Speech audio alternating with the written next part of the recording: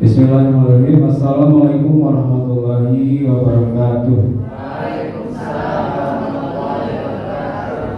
Pertama-tama mari kita panjatkan puji dan syukur kepada Allah Subhanahu wa taala karena rahmat dan karunia kita semua masih bisa berkumpul dalam keadaan sehat walafiat.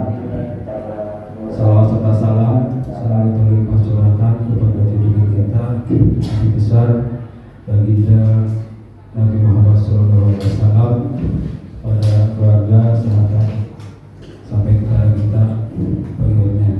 Ini ya Rabbal Alamin. Bapak Ibu, hari ini saya diberi tugas oleh Ibu Jara untuk menjadi moderator. Ayo dan tolong ya, diminta tolong oleh Ibu Jara untuk menjadi moderator untuk mengisi rangkaian dari calon bergerak dengan kegiatan diseminasi. Yang insya Allah nanti akan dipaparkan oleh Ibu Jara. Diseminasi ini hari ini mengambil tema tentang disiplin positif. Ya. Mudah-mudahan apa yang disampaikan bisa bermanfaat bagi kita semua, dan semoga kegiatan ini diberi kelancaran keberkahan sehingga nanti bisa bermanfaat bagi kita semua, khususnya dan juga untuk Ibu Jara. Ya. Untuk mempersingkat waktu, mari kita simak pemaparan disiplin positif oleh Ibu Jara. Ada waktu. Terima kasih Pak Asep. Assalamualaikum warahmatullahi wabarakatuh. Ya Bapak Ibu, kita luangkan waktu sebentar ya Bapak Ibu ya. Semoga materi ini juga bermanfaat terutama bagi saya dan secara umum bagi kita semua. Oke. Baik Bapak Ibu, hari ini saya akan mendiseminasikan mengenai disiplin positif. Namun sebelum saya diseminasi, saya mau pantun dulu Bapak Ibu. Nah, Bapak Ibu boleh menjawab dengan cakep gitu ya. Oke, pergi ke Kanoman dengan Luna Maya. Naik beca bersama-sama. Selamat datang Bapak Ibu semua. Mari kita bersinergi bersama. Oke, Bapak Ibu langsung saja. Oke, apa sih disiplin positif? Disiplin positif itu adalah cara menerapkan sikap disiplin yang bertujuan untuk menumbuhkan kesadaran serta memberdayakan anak mandiri untuk melakukan sesuatu sesuai dengan nilai-nilai yang diyakininya tanpa iming-iming hukuman, sogokan, ancaman ataupun hadiah. Oke, disiplin positif sendiri di sini. Nah, ini dia materi disiplin positif, banyak ya Bapak Ibu, tapi saya sampaikan secara singkat saja, mulai dari teori kontrol sampai restitusi. Nah, Bapak Ibu, kita main cobalah buka dulu. Nah, mari kita bermain. Anda akan berpasangan dengan rekan yang duduk sebelah Anda. Pak Andri berarti dengan Pak Angga, Bu Lintang dengan Bu Lis, kemudian Pak Ivan dengan Bu Zubaidah, Bu Haji Dewi dengan Bu Dar, Bu Lia dengan Pak Hasan, dan ini ada Pak Cece bisa dengan Bu Umi. Oke. Nah, aktivitasnya atau permainannya adalah silakan kepalkan tangan Bapak Ibu. Anggap bahwa di dalam tangan Bapak Ibu ini ada sesuatu yang sangat berharga bagi Bapak Ibu. Nah, tugas salah satu, nanti bergantian ya Bapak Ibu ya. Tugas salah satu yang pertama itu adalah mencoba dengan segala cara untuk membuka kepalan tangan Anda. Boleh dengan iming-iming hadiah 100.000, 100.000 gitu ya. Atau boleh dengan membujuk, menghardik atau memarahi juga boleh. Bukan dong, buka gitu ya. Boleh ya? Oke. Nah, tapi yang perlu Bapak Ibu ingat adalah yang ada di dalam kepala tangan Bapak Ibu adalah sesuatu yang sangat berharga bagi Bapak Ibu. Nah, coba kita lakukan kegiatan cobalah buka. Ayo, silakan. Boleh, iya, dengan membujuk, dengan menghardik, mengukur, boleh dikit-dikit. Mau nggak coba? Kak Angel mau nggak membuka tangan? Ayo, kira-kira mau tidak membuka?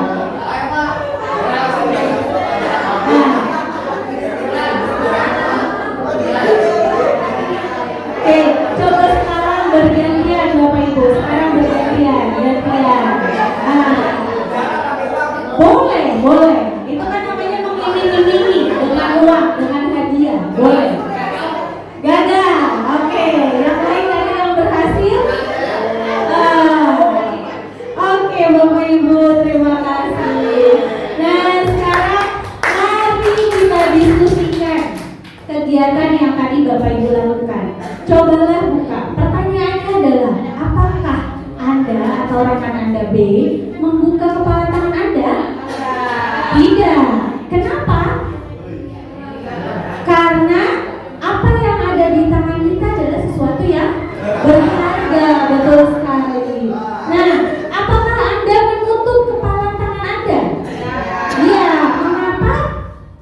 Untuk melindungi, menjaga sesuatu yang berharga yang kita punya tadi. Betul ya Bapak Ibu ya? Oke, kemudian jadi sesungguhnya siapa yang memegang kendali? Betul, diri kita sendiri. Nah Bapak Ibu, dalam teori kontrol oleh Dr. William Glasser disebutkan bahwa kita tidak bisa mengontrol orang lain, dan orang lain pun tidak bisa mengontrol kita.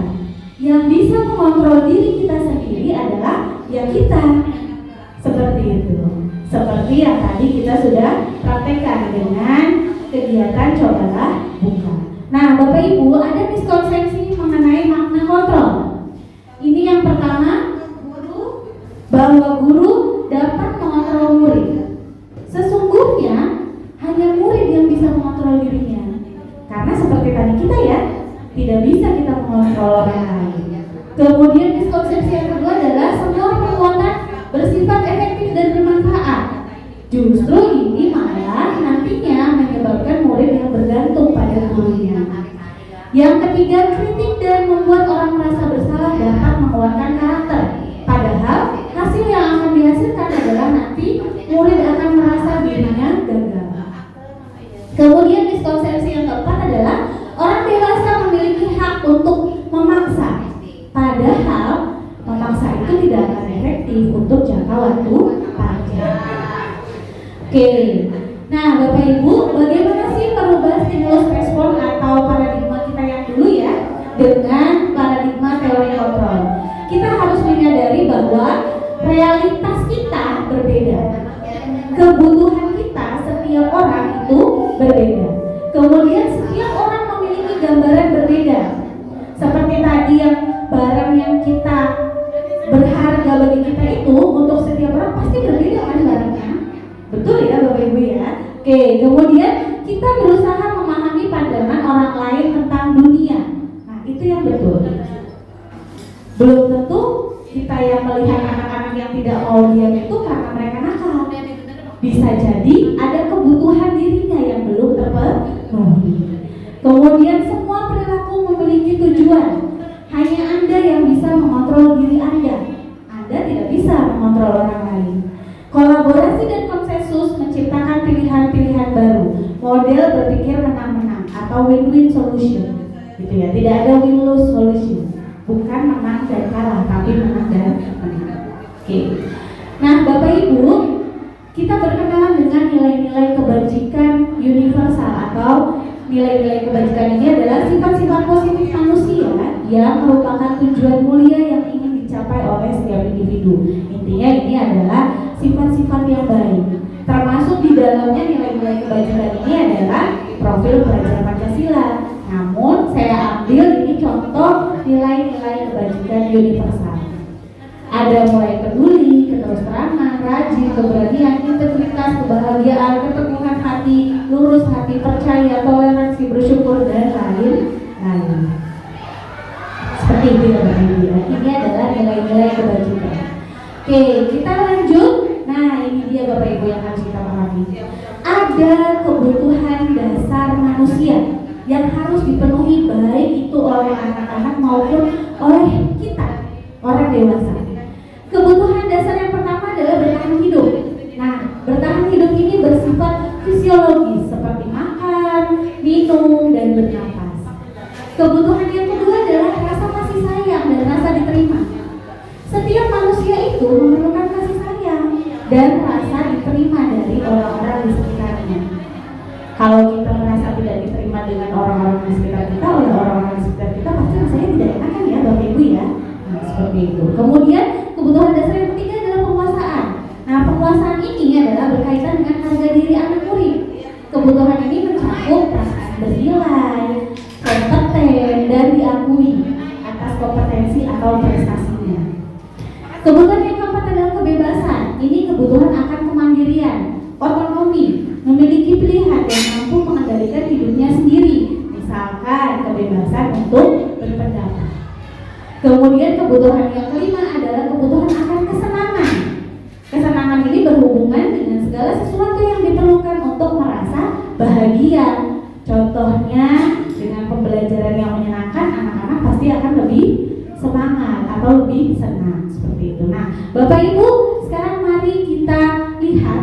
Ini ada sebuah kasus, ada Ibu Ambar, guru wali kelas 2A di SD Pelita Hati, sedang bingung menghadapi ulah salah satu murid di kelasnya yaitu Doni. Ternyata Doni ini dari ucapan beberapa anak itu Doni sering meminta. Nah ini sering meminta bekal makan siang mereka dengan paksa. Yang akhirnya Ibu Ambar memanggil Doni dan menanyakan alasan mengapa dia sering meminta bekal makan siang temannya. Nah, mari kita analisis jawaban dari Doni.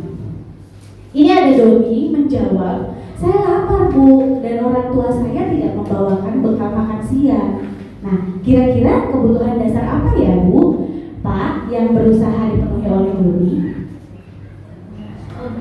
Tadi ya, kebutuhan untuk bertahan hidup yang berkaitan dengan makan, minum, bernafas, dan lain-lain ya. Oke, kemudian yang kedua, jika jawaban Doni, saya merasa senang karena teman-teman jadi memperhatikan saya. Nah, kalau memperhatikan itu berarti kasih sayang. Kebutuhan akan kasih sayang, berarti Doni ini membutuhkan kasih sayang. Dia berusaha untuk memenuhi kebutuhan dasarnya seperti itu. Kemudian yang ketiga, misalkan Doni menjawab, saya iseng aja Bu.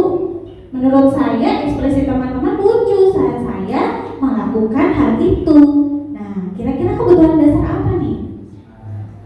Kesenangan, betul. Ini adalah kebutuhan dasar kesenangan karena Doni membutuhkan kebutuhan itu. Oke. Kita lanjut Bapak Ibu, setelah kebutuhan dasar ini juga akan mempengaruhi motivasi perilaku manusia. Menurut dia, dosen menyatakan ada 3 motivasi perilaku manusia. Yang pertama yaitu untuk menghindari ketidaknyamanan atau hukuman. Nah, motivasi ini bersifat eksternal. Yang kedua adalah untuk mendapatkan imbalan atau penghargaan dari orang lain. Motivasi ini juga bersifat eksternal. Kemudian yang ketiga adalah untuk menjadi orang yang mereka inginkan dan menghargai diri sendiri dengan nilai-nilai yang mereka percaya. Ini motivasi ini bersifat internal. Oke, kemudian kita lanjut. Oke, apa sih makna disiplin sendiri? Disiplin menurut Wikipedia Bahasa Indonesia merupakan perasaan taat dan patuh terhadap nilai-nilai yang dipercaya merupakan tanggung jawabnya. Seseorang yang memiliki disiplin diri berarti mereka bisa bertanggung jawab terhadap apa yang dilakukannya karena mereka mendasarkan tindakan mereka pada nilai-nilai kebajikan universal yang tadi ingin dicapai oleh setiap individu ya Bapak Ibu ya. Nah, maka dari makna disiplin ini kita bisa melihat dari mana datangnya motivasi eksternal dari luar, dari dari luar diri seorang, kemudian internal, motivasi yang berasal dari kesadaran diri. Maka disiplin ini harus datang dari mana Bapak Ibu? Eksternal atau internal? Internal. Jadi kita tidak bisa memaksa dan mengontrol, harus dari dalam dirinya sendiri. Kita lanjutkan. Nah, Bapak Ibu, kita berkenalan dengan keyakinan kelas. Apa sih keyakinan kelas? Keyakinan kelas adalah seperangkat nilai dan prinsip yang disepakati bersama oleh guru dan siswa untuk memandu perilaku dan interaksi di dalam kelas. Keyakinan kelas dapat dibuat dengan melibatkan siswa secara aktif dalam prosesnya. Hal ini dilalui melalui diskusi kelas, brainstorming, atau voting. Nah, penting untuk diingat, keyakinan kelas bukan hanya sekedar aturan, namun keyakinan kelas harus pernyataan positif yang menginspirasi dan memotivasi siswa. Keyakinan kelas juga harus mudah diingat dan dipahami oleh semua siswa. Nah, Bapak Ibu, kita sudah mempraktekkan kesepakatan kelas, betul? Nah, kesepakatan kelas itu adalah nanti akan menjadi dasar untuk membuat keyakinan kelas. Oke, baik Bapak Ibu, ini ada contoh keyakinan kelas. Nah, diambil satu nilai kebajikan universal, yaitu sopan santun. Misalkan nih, sopan santun, keyakinan kelasnya tampak seperti berbicara dengan bahasa yang sopan, kemudian terbiasa mengucapkan tolong dan terima kasih, kemudian senyum ketika berpapasan dengan guru dan temannya, kemudian bersalaman ketika bertemu dengan guru. Nah, tidak tampak seperti berbicara dengan bahasa yang kasar, kemudian tidak mengucapkan tolong dan terima kasih ketika meminjam atau mengembalikan sesuatu, kemudian cuek ketika berpapasan dengan guru dan temannya. Nah, disiplin sopan santun ini, jika kita perhatikan, dia akan terdengar. Yang tadi ya Bapak Ibu ya, dia akan terdengar. Maaf ya, terima kasih, selamat pagi Bu, atau assalamualaikum Bu, seperti itu di kelas ya Bapak Ibu ya, karena ini keyakinan kelas. Kemudian akan terlihat, oh kelas ini ramah saat bertemu guru dan teman yang lain.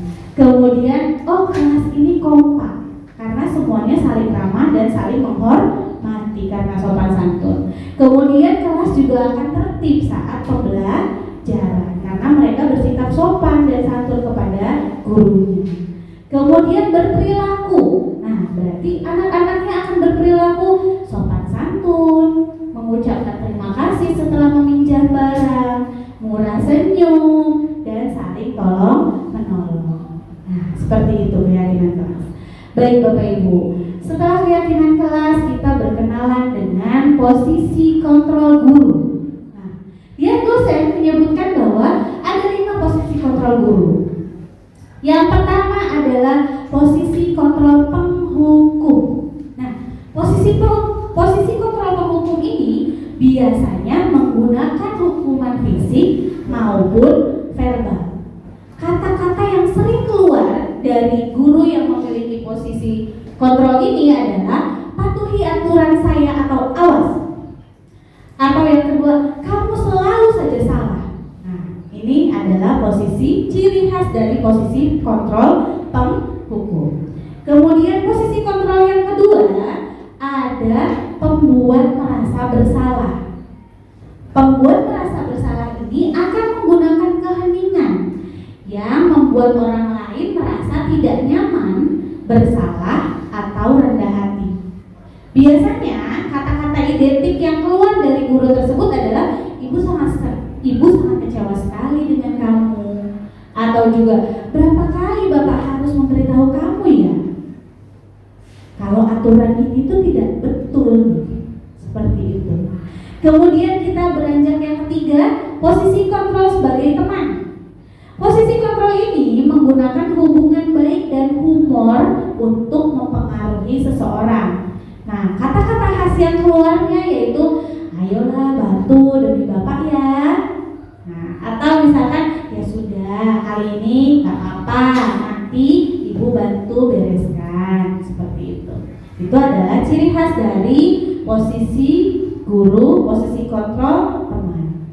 Kemudian yang keempat ada posisi kontrol pemantau.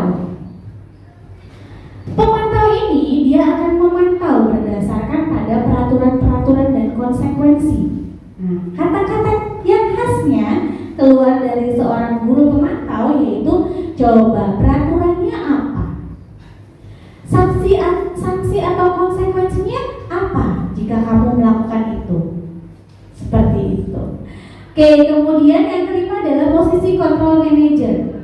Posisi kontrol manager ini adalah posisi kontrol di mana guru berbuat sesuatu bersama dengan murid, mempersilahkan murid mempertanggungjawabkan perilakunya, mendukung murid agar dapat menemukan solusi atas permasalahannya sendiri. Jadi bukan kita yang menentukan, tapi dianya sendiri yang menentukan. Nah, Bapak Ibu, ciri khasnya atau kata-kata khas yang keluarnya adalah apakah kamu meyakininya?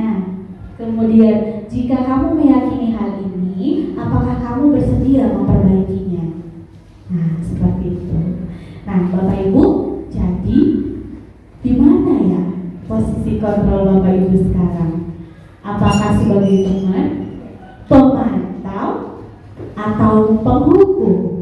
Atau sudahkah ada di antara kita yang menjadi posisi kontrol manager yang berusaha menemukan solusi dari kesalahan dari anaknya sendiri? Oke. Ada? Semuanya. Oke. Nah, Bapak Ibu, kalau bicara disiplin itu pasti kita akan berbicara tentang hukuman. Betul ya? Kemudian konsekuensi. Nah, dan kita sekarang berkenalan dengan istilah baru yaitu restitusi. Nah, tiga hal ini adalah identik sekali dengan kata disiplin. Nah, hukuman itu apa? Hukuman itu bersifat tidak terencana atau tiba-tiba, dilakukan secara sepihak. Murid tidak tahu apa yang terjadi. Kalau konsekuensi sudah terencana atau sudah disepakati, sudah dibahas dan disetujui oleh murid, umumnya dibuat oleh guru, namun murid menyadari dan menyepakati. Nah, bagaimana dengan restitusi? Restitusi ini adalah proses menciptakan kondisi bagi murid untuk memperbaiki kesalahan mereka, sehingga mereka bisa kembali pada kelompok mereka dengan karakter yang lebih kuat. Nah, Bapak Ibu, sebagai contoh supaya kita lebih memahami ya perbedaannya, sebagai contoh, nah ini dia. Ada Adi yang datang telat ke sekolah dan akhirnya dia terlambat pada jam pelajaran olahraga. Kalau kita menghukum, hukuman itu Adi diminta untuk membersihkan halaman sekolah, betul nggak? Menghukum ya. Nah, kamu telat, ya udah, kamu bersihin masjid, kamu bersihin halaman, kamu bersihin misalkan ruang guru. Nah, itu adalah menghukum.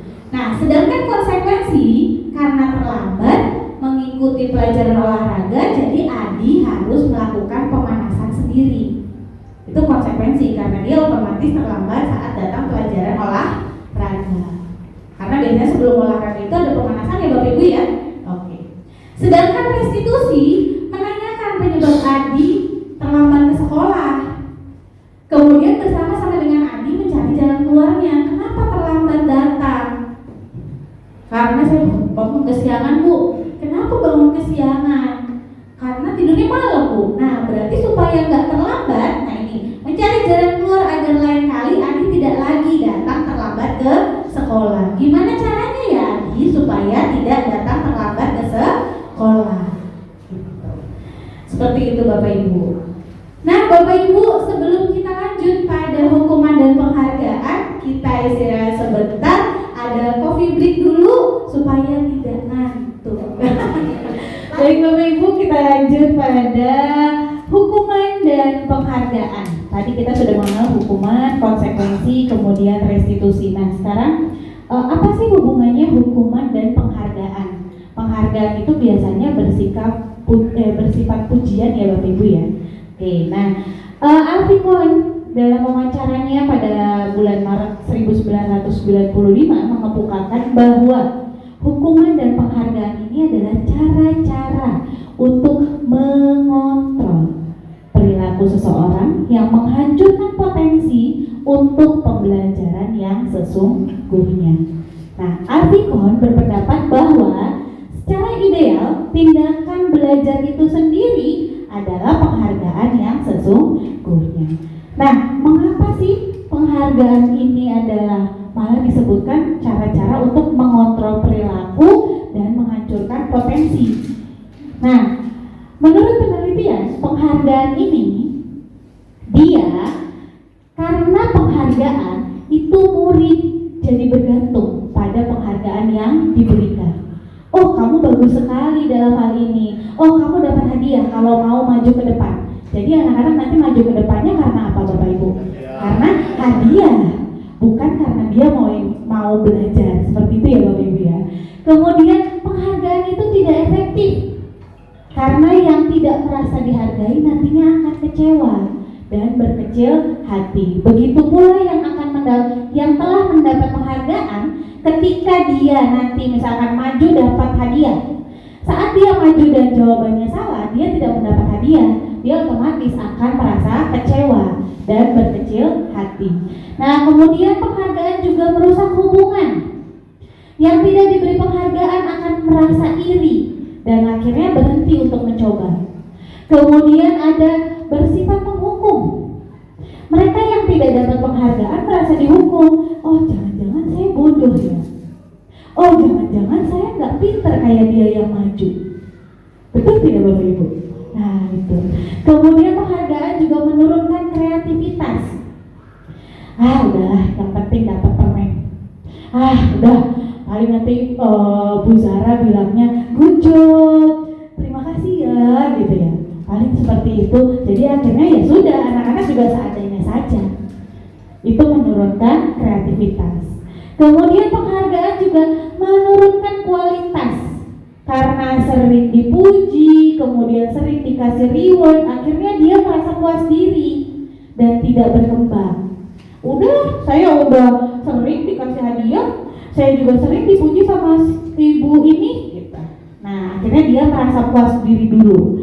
Kemudian penghargaan juga mengurangi ketepatan. Ini nanti tidak akan fokus pada jawaban, tapi fokusnya pada reward yang diberikan. Betul ya Bapak Ibu ya? Oke. Nah, penghargaan itu boleh, tapi harus diberikan dengan tepat dan tidak berlebihan. Kesadaran akan kemampuan murid bahwa ia mampu mengikuti pembelajaran sesungguhnya sudah merupakan penghargaan. Nah, Bapak Ibu, berikan penghargaan kepada seorang anak saat dia sedang merasa bangga dengan pencapaiannya di kelas. Maka kita akan mengambil kegembiraan yang saat itu juga dirasakan oleh anak. Jadi kita tidak membuatnya gembira dengan reward, tapi kita juga mengikuti kegembiraan yang dirasakan oleh dia. Misalkan saat pelajaran matematika, wah bagus nih, udah bener nih. Oh iya Bu, akhirnya aku bisa ngerti materi ini. Nah, itu dia saat merasa bangga dengan pencapaiannya sendiri, kita berikan penghargaan. Iya, bagus, terima kasih ya sudah belajar dan berusaha untuk memahami materi ini. Seperti itu Bapak Ibu. Nah, kemudian setelah ini kita berkenalan tadi restitusi. Nah, restitusi ini adalah tadi seperti yang disebutkan, dia adalah menciptakan kondisi bagi murid untuk kembali pada kelompok mereka dengan karakter yang lebih kuat. Restitusi juga sebuah proses kolaboratif yang mengajarkan murid untuk mencari solusi untuk masalahnya sendiri dan membantu murid berpikir tentang orang seperti apa sih yang mereka inginkan dan bagaimana mereka harus memperlakukan orang lain. Nah, restitusi ini bersifat menguatkan karakter anaknya. Kemudian restitusi juga memperbaiki hubungan Yang tadinya anak merasa dia berbuat kesalahan, akhirnya dia agak menjauhkan dari wali kelasnya. Nah, ini nanti akan memperbaiki hubungan. Kemudian restitusi juga bersifat tawaran, bukan paksaan. Kemudian restitusi juga mengembalikan murid yang berbuat salah pada kelompoknya. Nah, restitusi juga fokus pada karakter, bukan tindakan, dan dia fokus pada solusinya. Kemudian restitusi juga mencari kebutuhan dasar yang tadi kita sudah bahas ya Bapak Ibu ya, yang 5 kebutuhan dasar tadi, apa yang belum terpenuhi. Kemudian restitusi juga menuntut untuk melihat ke dalam diri. Keyakinan mana? Keyakinan akan nilai-nilai apa yang sebenarnya pengen kita pegang. Kemudian restitusi juga mengajarkan untuk murid belajar dari kesalahan. Nah, Bapak Ibu, sebelum saya berlanjut pada materi sebelumnya, tadi sepertinya Bu Lis mau menanyakan sesuatu ini. Iya betul. Oke, kepada Bu Lis, mangga dipersilahkan untuk mengungkapkan pertanyaannya. Mau pakai mic Bu Lis? Oke, siap, mangga. Tadi kan udah disimak ya dari mulai masalah diseminasi untuk masalah disiplin positif ini.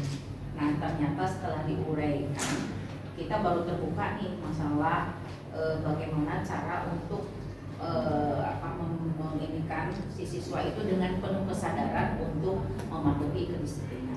Tapi kadang kita susah juga ya untuk bagaimana siswa itu memahami. Tapi paling tidak mungkin kita itu sebagai seorang guru tetap harus mengingatkan. Tapi untuk apakah itu si kedisiplinan atau aturan itu dijalankan oleh siswa, yang kembali lagi ke dirinya masing-masing. Nah, tadi ada juga dikatakan bahwa disiplin itu berhubungan dengan kebutuhan dasar. Jadi kalau kebutuhan dasar yang tadi sudah terpenuhi, secara otomatis siswa itu akan mengikuti aturan yang ada, atau aturan yang sudah disepakati. Nah, yang masih sampai ini nih, saya masih belum paham mengenai tadi bentuk penghargaan. Kadang kita suka salah nih, seorang guru memberikan bentuk penghargaan terhadap siswa, termasuk saya. Jadi gini, kemarin itu di kenaikan kelas saya menyediakan hadiah itu 10 hadiah ya. 10 hadiah itu pikir saya bentuk penghargaan terhadap mereka, karena memang di kurikulum Merdeka itu kan tidak ada peringkat, tidak ada ranking ya, tidak ada peringkat, tetapi saya coba merank atau membedakan, jadi ada selisih nilai ya, selisih nilai. Saya kasih penghargaan yang punya selisih nilai lebih tinggi ke 1, ke 2, ke 3. Terus AM, sekretaris, bendahara 2, ditambah anak yang memang peringkat dia terakhir, tetapi dia punya potensi di kelasnya bisa menggerakkan kelas. Saya kasih hadiah dan saya berikan sama orang tua. Saya tulis tuh perbedaan peringkat 1, perbedaan selisih nilai itu dari 1 sampai terakhir 37 kelas saya waktu itu. Saya tulis, terus saya ngobrol sama orang tua, Bapak Ibu, mohon Bapak Ibu jangan melihat dari segi nilai, tetapi Bapak Ibu nilai ini tidak menunjang keberhasilan putra Bapak Ibu, tetapi selain itu ada segi-segi lain yang harus diperhatikan ya, apakah segi tadi ekskul atau formal atau non formal gitu ya. Nah, saya memberikan penghargaan terhadap anak yang memang peringkat terakhir. Jadi saya kasih lingkaran peringkat terakhir. Ada orang tuanya, oh saya Bu, Bapak harus bersyukur dengan putra Bapak. Kenapa? Mungkin segi keilmuan inilah hasilnya, tetapi dari segi yang lain dia ada penggerak keras. Pertama itu, dia sangat peduli terhadap temannya, gitu ya. Saya kasih penghargaan. Jadi 1 minggu kemudian setelah pembagian rapot masuk lagi, saya tanya ke anak-anak, amankah anak-anak dengan nilai yang kamu dapat aman? Nggak dimarahin? Enggak. Nah, tapi kadang gini ya, dengan yang barusan diuraikan itu, apakah saya salah atau tidak ya? Nah, dengan tadi nih, saya ngasih hadiah bukan pujian atau apa ya. Tapi yang kembali saya lakukan seperti itu. Jadi kalau setiap kenaikan kelas saya sibuk mencari hadiah, saya itu seperti itu gitu. seperti itu. Bahkan ada satu anaknya yang dijadikan, kamu kalau nggak macam-macam dan lain-lain nih ya, sampai akhir kelas 9 sekarang nih, namanya saya sebutkan aja ya, namanya Kelvin, nggak tahu kelas siapa tuh. Saya bilang, pokoknya sampai kamu berpasan dan itu mengalungkan kamu tanda lulus, kasih silver queen. Nah, jadi siap bu, silver queen ya bu, iya siap bu. Nah, ini sama enggak ya? Jadi takutnya ini ada ini nih dari uraian-uraian ini nih. Nah, seperti itu saja Terima kasih. Baik Bu Lis, terima kasih pertanyaannya. Bapak Ibu, yang perlu dipahami adalah saya sama dengan Bapak Ibu masih belajar, ya. Terutama mengenai ini karena menurut saya juga ini materi yang baru sekali dan terbuka sekali gitu ya saya ya dengan pemahaman ini gitu. Bagaimana kita tadi ya miskonsepsi mengenai teori kontrol ya, kita berpikirnya kita bisa dengan memarahi murid kita bisa mengontrol mereka, padahal tidak bisa gitu. Nah, untuk menjawab pertanyaan Bu Lis, saya mencoba untuk memberikan pendapat saya saja ya Bu Lis ya. Oke, karena kapasitasnya kalau saya membenarkan atau menyalahkan itu sepertinya bukan kapasitas saya karena saya juga masih belajar. Oke, menurut pendapat saya hal yang dilakukan Bu Lis itu mungkin sudah benar. Tapi balik lagi Bu Lis, saya agak tergelitik dengan pernyataan Bu Lis yang memberikan iming-iming kepada Kelvin. Nah itu mungkin bisa dirubah. Kenapa? Karena Kelvin jadinya akhirnya bukan bersikap baik sampai lulus karena memang dia ingin, karena memang dia harusnya memang bersikap baik gitu kan, supaya saya bisa lulus, supaya saya bisa jadi orang yang menghargai, menghormati orang lain gitu kan. Tapi karena silver queen tadi, nah itu yang menurut saya belum betul, belum benar gitu. Karena dia jadinya akhirnya termotivasi, iya tenang, boleh soalnya mau ngasih saya silver queen, pokoknya saya harus lulus, harus baik-baik aja, gak kena masalah. Nah seperti itu. Jadi motivasinya dari eksternal atau internal ya Bapak Ibu kalau seperti itu? Dari eksternal gitu. Sedangkan pendisiplinan sendiri kita tahu tadi maknanya adalah dia harus bersifat internal, harus datang dari dalam dirinya sendiri. Nah, untuk yang tadi saya mengapresiasi Bu Lis karena memberikan reward atau hadiah. Reward ini, penghargaan ini tidak selalu bersifat pujian ya Bapak Ibu ya. Bersifat pujian bisa, bersifat hadiah juga bisa, atau tadi juga misalkan iming-iming juga bisa. Itu adalah sebagai bentuk-bentuk dari penghargaan. Jadi bukan hanya pujian Bu Lis. Dengan memberikan hadiah pun dia itu merupakan suatu penghargaan. Nah, tadi saya mengapresiasi Bu Lis karena Bu Lis juga memberikan hadiah bukan hanya pada siswa-siswa yang nilainya secara kompetensi dia bagus gitu ya, pedagogiknya bagus gitu. Tapi juga dilihat dari karakternya. Si ini walaupun nilainya paling akhir, maksudnya secara pedagogik dia di bawah gitu ya, secara akademik, bukan pedagogik, secara akademik dia di bawah, tapi karakternya bagus. Dia bisa menghidupkan kelas, dia menggerakkan kelas. Nah itu juga kita patut hargai, karena Bapak Ibu, kecerdasan seorang anak itu bukan hanya kecerdasan akademik.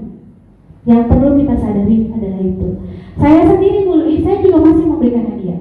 Tapi tahun ini, kalau tahun sebelumnya saya memberikan hadiah untuk peringkat, kalau tahun ini saya memberikan hadiah untuk yang paling berkontribusi di kelas. Jadi bukan yang paling pintar, tapi yang paling banyak kontribusinya di kelas. Misalkan ketua kelas, karena dia sudah mau direpotkan ke sana kemari mengondisikan kelasnya di sini ini gitu. Selain ketua kelas pun ada siswa yang biasa tidak masuk pada organisasi kelas, tapi dia mau menggerakkan. Nah itu juga saya kasih penghargaan seperti itu Bu Lis. Mudah-mudahan ini menjawab ya dari pertanyaan Bu Lis tadi ya. Nah Bu Lis, untuk masalah Kelvin yang tadi seperti Bu Lis sebutkan, daripada mengiming-imingi, lebih baik kita melakukan restitusi. Nah Bapak Ibu, kita berlanjut ini nyambung soalnya, kita berlanjut pada 3 langkah restitusi atau biasa kita sebut dengan segitiga restitusi. Yang pertama Bapak Ibu, ketika murid melakukan kesalahan, yang pertama dilakukan adalah menstabilkan identitas. Nah, ini bagian dasar segitiga restitusi bertujuan untuk mengubah identitas anak dari orang yang gagal melakukan kesalahan menjadi orang yang sukses. Ini distabilkan dulu identitasnya. Tidak apa-apa kamu melakukan kesalahan. Tidak apa-apa kamu terlambat sekolah, terlambat datang. Karena sebenarnya orang lain pun bisa jadi terlambat datang ke sekolah. Ibu sendiri pun bisa jadi dulu ibu pernah datang terlambat ke sekolah. Nah, seperti itu. Itu adalah bentuk dari menstabilkan identitas. Nah, kemudian kita beranjak pada yang kedua, memvalidasi tindakan yang salah. Bapak Ibu, jangan salah, yang salah adalah tindakannya, bukan anaknya. Nah, itu yang perlu digarisbawahi. Itu makanya harus divalidasi. Konsep ini untuk memahami kebutuhan dasar yang mendasari tindakan anak berbuat kesalahan, sehingga pendidik dapat menemukan cara paling efektif untuk memenuhi kebutuhan tersebut. Nah, jadi yang perlu digarisbawahi adalah kamu salah, bukan. Tapi tindakan kamu yang tadi datang terlambat itu adalah sebuah kesalahan, bukan anaknya yang salah. Gitu. Jadi tindakannya seperti itu. Nah, kemudian yang ketiga adalah menanyakan keyakinan. Teori kontrol menyatakan bahwa kita pada dasarnya termotivasi secara internal. Ketika langkah pertama dan kedua sukses dilakukan, maka anak lebih siap dikaitkan dengan nilai-nilai kebajikan yang dia percaya, dan kemudian berpindah menjadi orang yang dia inginkan. Nah, Bapak Ibu, ini ada sedikit video dari pelaksanaan segitiga restitusi. Ini mungkin belum sempurna karena saya sendiri yang mencoba, tapi ini untuk gambaran saja ya Bapak Ibu ya. Oke. Nah, ini contoh dari segitiga restitusi.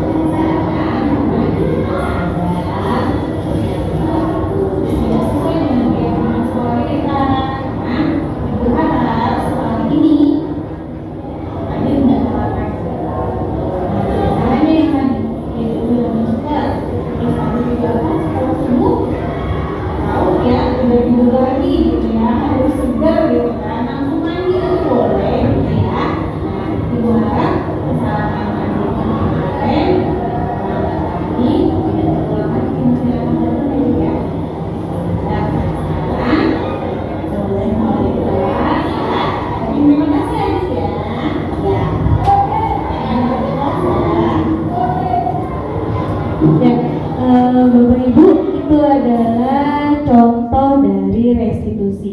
Tadi saya pada praktiknya restitusi itu memang belum bisa sempurna Bapak Ibu. Karena anak yang kita hadapi ini adalah anak-anak SMP, apalagi saya tadi menghadapi anak kelas 7 yang cara berpikirnya itu belum bisa, atau masih dia berpikir kritisnya itu masih dikembangkan. Seperti tadi ketika saya menanyakan, jadi gimana supaya Adit nggak terlambat lagi, dia bingung menjawab karena dia masih dalam melatih cara berpikir kritisnya gitu. Makanya tadi saya berikan pertanyaan pemantik, bagaimana kalau malamnya tidurnya dipercepat gitu. Nah tapi dia sudah bisa menjawab saat saya tanya bangun jam berapa, 4:30. Loh, bangun 4:30 kok bisa terlambat? Saya tanya kan, kok bangun 4:30 tapi kok bisa terlambat? Terus iya bu, karena tidur lagi. Lah iya, jadi saya tanya, nah coba sekarang gimana supaya gak tidur lagi habis subuhnya, saya bilang gitu. Tapi dia sudah bisa menjawab tuh Bapak Ibu. Pertanyaan kedua, harus raup bu. Raup itu bahasa orang sini ya, raup harus cuci muka. Nah makanya tadi saya juga bahas, oh iya betul harus raup, atau barangkali langsung mati supaya seger dan tidak tidur lagi dan akhirnya terlambat. Nah Bapak Ibu, sebenarnya ada testimoni dari Adit. Saya menanyakan pada Adit lebih suka ditegur seperti kemarin atau lebih suka ditegur dengan hukuman? Adit jawab kayak kemarin bu gitu, dengan senyum siswa yang senang gitu ya Bapak Ibu ya, kayak kemarin gitu dijawab tuh. Itu saya nanya masih ingat di ruang piket, soalnya saya butuh fotonya Adit, jadi saya sebelum memfoto nanya dulu, Adit gimana gitu, lebih senang yang mana? Lebih senang yang kemarin bu, sambil senyum. Nah Bapak Ibu, kesimpulannya adalah pada akhirnya kita sendiri yang dapat menentukan sikap kita kepada murid kita, mau bagaimana kita kepada murid kita. Nah restitusi ini adalah salah satu cara untuk menerapkan disiplin positif di lingkungan sekolah maupun lingkungan rumah kita sebetulnya dengan anak-anak kita. Misalkan daripada anak berbuat kesalahan, daripada kita langsung memarah-marahi, lebih baik kita tanyakan dulu, kita cek dulu kebutuhan apa yang belum dia dapat. Misalkan dia sebenarnya seperti saya misalnya Bapak Ibu ya, anak saya kelas 2 SD, misal karena kesibukan saya terlalu abai dengan anak saya, akhirnya dia berulah lah. Tanyain dulu kenapa gitu kan. Siapa tahu dia hanya ingin membutuhkan tadi kasih sayang. Siapa tahu dia cuma ingin diperhatiin, dipeluk oleh kita sebagai ibunya atau ayahnya. Seperti itu ya Bapak Ibu ya. Nah sulit memang untuk menerapkan restitusi ini, namun bukan berarti kita tidak dapat menerapkannya. Maka dari itu mari kita belajar dan berkolaborasi bersama untuk mewujudkan lingkungan sekolah yang positif. Seperti itu Bapak Ibu. Sebenarnya ada juga yang menggelitik saya mengenai restitusi ini. Bagaimana? Saya pernah menemukan pertanyaan ya Bapak Ibu. Bagaimana jika pelanggaran yang dilakukan itu sudah kriminalitas? Misal contoh mencuri, itu sudah kriminal ya Bapak Ibu ya. Nah, apakah bisa? Atau misalkan merokok bukan kriminalitas, tapi itu jelas itu salah gitu kan di sekolah, dilakukan di sekolah. Nah, bagaimana gitu? Apakah kita bisa menerapkan restitusi atau tidak? Nah, ini yang perlu jadi PR kita bersama. Makanya tadi saya bilang kesimpulannya adalah restitusi itu sulit. Sulit memang untuk menerapkan restitusi, namun bukan berarti kita tidak bisa. Gitu. Sekian Bapak Ibu dari saya. Ini serius banget Bapak Ibu. Sekian Bapak Ibu dari saya. Terima kasih untuk waktu dan perhatiannya. Semoga materi ini bermanfaat untuk kita semua ya Bapak Ibu ya. Tidak harus langsung misal gini, saya ingin mempraktekkan restitusi, tidak harus langsung gitu ya ideal, sekolah saya atau saya harus membuat keyakinan kelas, saya harus ini, saya harus, tidak harus seperti itu. Mulai dari diri kita sendiri. Masalah anak yang kecil, coba kita lakukan restitusi seperti itu. Jadi tidak harus yang ideal terlebih dahulu, tapi dari hal-hal kecil terlebih dahulu. Nah Bapak Ibu, silakan, ini ada barcode. Nah ini digunakan untuk refleksi, diseminasi budaya positif, boleh di-scan, kemudian silahkan diisi. Oh iya, sorry, budaya positif salah. Disiplin positif Bapak Ibu, saya salah kata ya Bapak Ibu ya. Bukan budaya positif tapi disiplin positif. Silahkan di-scan barcode-nya, nanti boleh mengisi refleksinya. Bukan pertanyaan tentang materi kok Bapak Ibu. Bukan pertanyaan mengenai materi.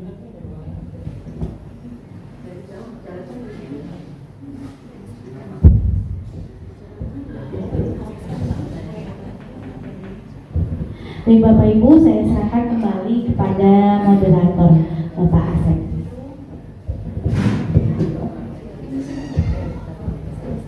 Ya, terima kasih kepada Ibu Jara sebagai